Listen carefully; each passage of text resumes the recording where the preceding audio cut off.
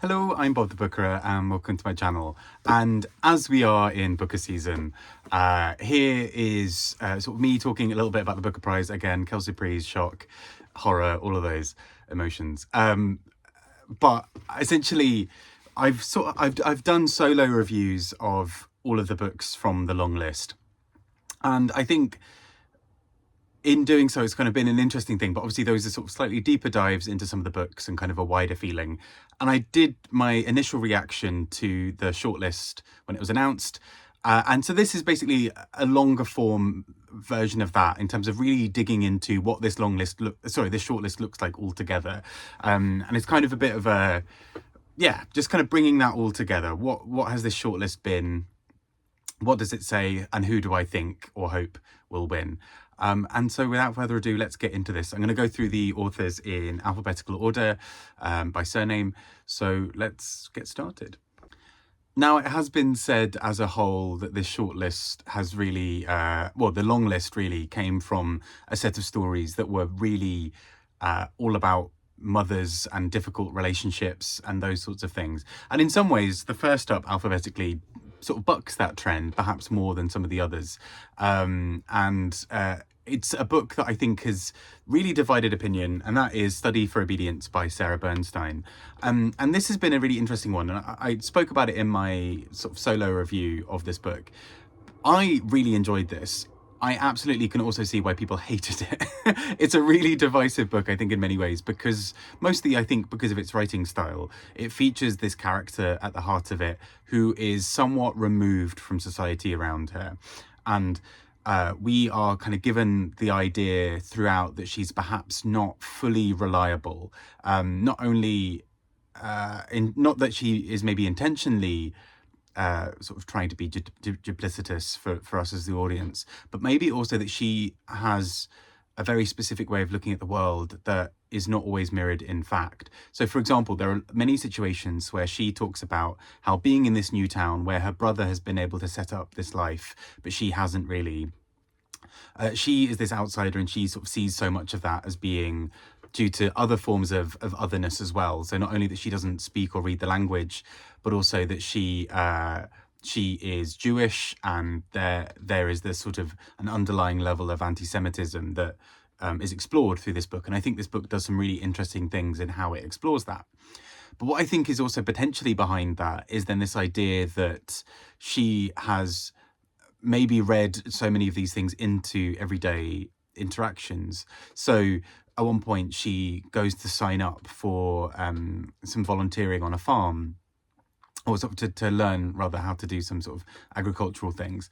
And she immediately starts to second guess this whole situation and think that by doing so she is creating problems where she's basically needing everybody else to do work for her, which she then kind of doubles back on and kind of goes back and forth. And all of this basically starts to reveal this kind of really complicated psyche of what it means to be this external person, what it means to sort of see yourself as being visibly other, and really explores it. So I really loved this book because I thought it was such a clever and tense, interesting way of exploring that. But also it's a book that in many ways is sort of not particularly reliant on plot. It kind of meanders, it's a bit dense at times, and so it's a very strange and interesting book on this list. And in some ways, as a result, I wonder if it would win because it sticks out so differently from the others. But I also realize that it's maybe a difficult proposition in some ways. You know, typically Booker winners, with a few exceptions, tend to be the kind of interesting consensus book, the one that appeals to so many people in a really profound way. It doesn't tend to be the slightly left field ones, at least not too much. So we'll see. Obviously each set of judges is different, so it may well be the case. Next up, we have Jonathan Escoffery with If I Survive You. And in some ways, this book, again, is one of those weird ones on the list because it is ostensibly, almost feels like short stories at times that are interlinked. And technically, a collection of short stories wouldn't be eligible for the Booker. But because they are interlinked in a way that feels like one consistent narrative, kind of in a way like Girl, Woman, Other, and it mostly focuses on one character. I think it kind of works. They're almost episodes more than short stories. But a large part of this book is really concerned with identity, particularly the main character, who, as a Jamaican who's relatively light-skinned, is to some people seen as being too white to be black, and by other people as being too dark to be white. And he sort of both faces challenges because of that, but also sometimes uses that to his advantage. So, for example, in some parts of the book, he is denied certain things, or people see him a certain way. In other places, he's fetishized with people wanting to date a black man, but someone who's not too black, or somebody wanting to have someone who is maybe Latino, that he might also be perceived as fitting, or all of these sorts of things. So he often leverages it to his own advantage. But what I think the book explores really interestingly is how leveraging that to his advantage is also a trap, that he is caught in sacrificing or selling some part of his identity in order to make money and to make ends meet. And so I think it as a book explores this in a really interesting way, of some of the relationships he has are basically his ability to play a certain role for a certain person. However, that person he's playing the role for is pretty much ostensibly almost always white. And he, as a result, is basically playing capitalism in some way, for want of a better word. He's sort of finding the ways to make ends meet so he can try and do these things that are important, like buying a house or kind of having this sense of identity. But the only thing really stopping him is money. And often the way for him to get money is to perform a certain form of racialized identity, essentially. So I think this book is really interesting in what it explores. It's brutal and incredibly hard-going at times, as is most of this shortlist. But I think it's a really interesting book, and I see why it kind of made it to the shortlist, because I think it's distinctive in a really fascinating way. Then we come to the first of the pools. First, we have This Other Eden by Paul Harding. And although I didn't always get on with this book, I still think it does some very interesting things. It's really beautifully written. It's a very lyrical book. And it's a book that is really concerned with this almost fictionalized version of a real life island in Malaga, where essentially a group of people ended up living on this island in a way that was unusual for the time. It was a very sort of racially mixed island at a time where many of those people would have been either sold and enslaved, where some of the people on that island would have been the people selling and doing the enslaving, and where racial mixing, and not only just socially but also in terms of children, would have been seen as a really big crime. And so this island almost represents this idea of this Eden in the sort of title of the book, this idea of this sort of utopian vision of what future society could be like if everything happened and worked out right. And I think what this book does really well is point out how problematized that whole thing is, that yes, you can have an island where all of these people can live together, but actually some of those same racial prejudices carry on over.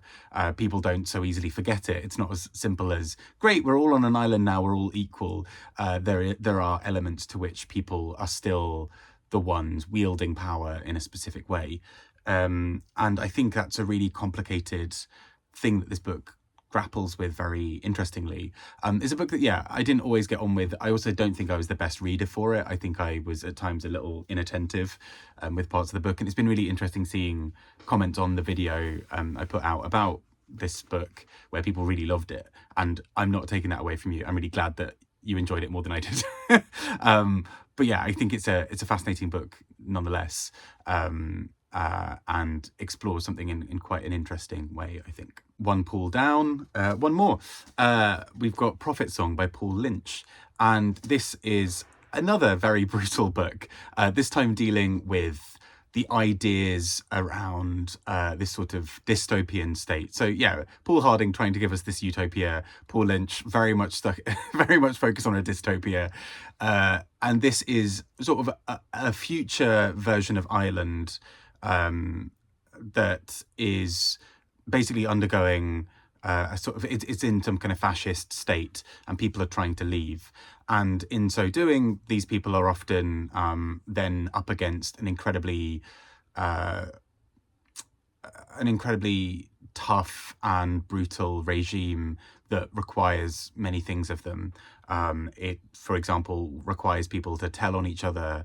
It requires people to pay bribes to be able to make it out safely. And so we're really focused on this woman, Ailish, at the heart of it, who is really just trying to survive and trying to escape in amongst this situation where her husband and various parts of her family are seen as being part of the problem.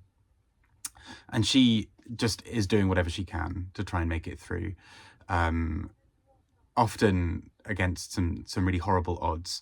There are some scenes towards the end of this book that are, I think, really, really well done, but also really, they're just a gut punch, with the ways that she will try to maintain a shred of humanity up against some of this horror. And I think in some ways the writing matches the form of this book. It's all kind of written in this very relentless sort of way, with very, very few line breaks, if at all. Dialogue is handled within that block of text as well, and so there's no real escape. And that is one of those things where form and function really work together, I think, really very well. Also makes it an exhausting read. And I think I found that the lack of ability to breathe in this book kind of just wore me down by the end. And I get that's the point. Like, that's him writing about fascism. That's his way of writing the kind of, we as the reader also can't escape or can't breathe in the way that the characters can't. So I get that. I just found it then a really difficult reading experience. It's a tough balance where sort of intellectually I see exactly what this book is doing and think it's great. In practice, reading it was a very different beast for me. But I still think it's a really gutsy, bold move. And I really respect him in doing that. And as a result, I wouldn't be surprised if this takes the prize ultimately, because I think particularly on a second or third read, and this is what the judges will have done. So by the time the winner is chosen, the judges will have read all of the books on the shortlist 3 times. Once in the initial read, second time reading the whole long list, third time reading the whole shortlist to pick a winner. And I think it could do very well as a result, because I think it's the kind of book that holds up to those sorts of readings and seeing new details hidden in amongst everything. Next up, we have Chetna Maroo with Western Lane. And I'm really glad that this book made it onto the shortlist, partly because I think it's such a different book from many of the other books on this list. It's an incredibly quiet book. So whereas something like, I don't know, for example, Prophet Song is very loud in its suffocation, Western Lane is this very quiet, lilting book where it moves really in the pauses between words or between actions. So much of this book is also takes place either in conversations between characters or on the squash court, which is where our young sort of main character spends most of her time. She is a young girl whose mother has sort of had various health issues and then sadly passes away, and a big part of this book is her dealing with that grief and that loss, but her father also dealing with that by trying to make her the best that she can be. And the way that he sees that's working is making her into a league-winning squash player. And so she's sort of living for both of them and for her mother all at the same time and trying to achieve. And the pressure really mounts on her throughout the book in this really interestingly suffocating way, where she starts becoming unwell. And the narrative really follows that. The narrative really captures how she starts to feel unwell, how the moment that she withdraws from squash, her life also seems to hold this emptiness. It only seems to be when she's on the squash court, I think is court, that she's able to achieve and to have these moments of brilliance. But when she's off the court, there's a sort of flatness to her life. And I think this book is very good at capturing those narrative shifts. It's so quiet and subtle that the little movements between rhythms in this book I just think are so beautifully captured. And so I think this is a really bold debut. I think this is a fantastic book. I really love what the author has been able to do here with so few words. It's one of the shortest on the long list. And yeah, I think just packs so much of a punch because of how it is able to crawl into those little spaces in between actions and words, and do something really quite special. And finally, another Paul Murray with The Bee Sting. And I absolutely adored this book. I think it's an incredibly wise book in many ways. It focuses around a family who are all trying to deal with essentially the recession, the sort of 2008 global crash, in a really complicated way. So the kind of family dynamics already apparent between brothers and sisters and parents and whatever. But add to that the sort of financial pressure that's put on the family to do various things. And I think what's really clever about this book is how well it hides things from the reader. It's a book where there are so many spoilers that you can barely count them, because the book will offer you a way of looking at the world that you will quite happily accept for 200 pages, only to essentially sort of say, well, actually, that's not exactly how it went down. Well, actually, Ellen, that's not what happened here. And I think it's just really clever for that it hides under the surface so many details. Without spoiling things, the bee sting that this book is named after is in some ways a red herring for so many things within the book. We're told right at the beginning that the bee sting was this moment that kind of is the domino that sets off so many other things in the book. We later find out what the bee sting really was. At the beginning of the book, we're told various things about the family and how they interact, about how the money was lost. And this book then later offers us a new insight into what might have happened. It's a book that's really good at hiding things, particularly the 600 pages that I read the final 200 pages of this book in this sort of breathless wonder, just being absolutely absorbed by what was happening in this book. It's a real book of wonder, I think. There are sort of, I think, about 4 or 5 characters whose voices we hear everything through. And those voices, in some cases, are incredibly distinct. And it's a book that is just so ambitious in what it's doing. And I think on the surface, it first seems like it's going to be a slightly more flippant book. It feels like it's going to be silly and lighthearted and absurd. And actually, as you go, this book is incredibly dark and really plumbs the depths of looking at people's sort of souls and their guilt and shame that they carry around. And so I think this is an absolutely sensational book. Easily one of my books of the year. I just think this is exceptional and very, very clever. And he is able to hold the audience in a certain place and move with them.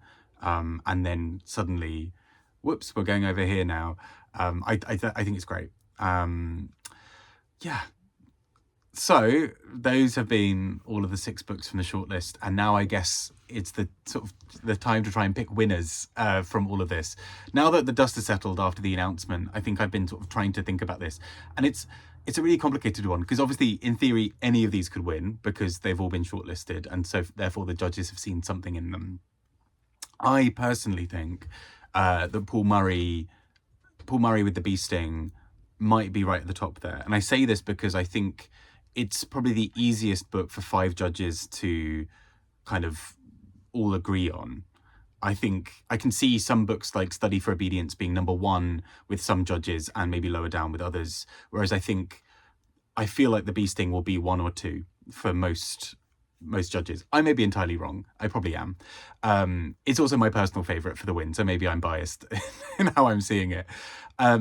I would also not be particularly surprised if Prophet Song by Paul Lynch took it. Again, because I think it's a book that holds up really well to multiple readings, potentially. I mean, I've not read it multiple times, but I would imagine it would. I also think it's a book that really challenges the reader in multiple ways, and therefore I think has a good shout on that sense. I'd also just really personally love to see Chetna Maroo take it with Western Lane, just because I think it's the kind of book that often gets completely overlooked in the buzz of new releases, because it's so quiet and it's so understated. And obviously Study for Obedience is a book I just really enjoyed as well. So there we go. I realise I'm at risk of saying all of them, but what so condensing that down, personal favourites for the win: Bee Sting #1, Western Lane, Study for Obedience #2, where I'd be very, very happy for those wins. I kind of wouldn't mind any of these books winning, really. I'm not against any of them. This Other Reading, I think, would be the one that I'd be less enthusiastic about, but I could see why there's a case for it winning. In terms of what I think will happen and who I think will win, I think it is between The Bee Sting and Prophet's Song, personally, which would mark quite a lot of men winning in a row, but such is often the case for these sorts of things, depending on what happens. I mean, there's obviously a strong likelihood that a pool is taking the win, just because, but we shall see. I'd love to hear your thoughts. Who are you rooting for? Who do you think will win? Are they different? And either way, I hope you are doing really well, and have been enjoying this booker season. We've still got a little while yet until the winner is announced, but let's see what happens in the meantime. Take care and speak to you all soon. Bye bye.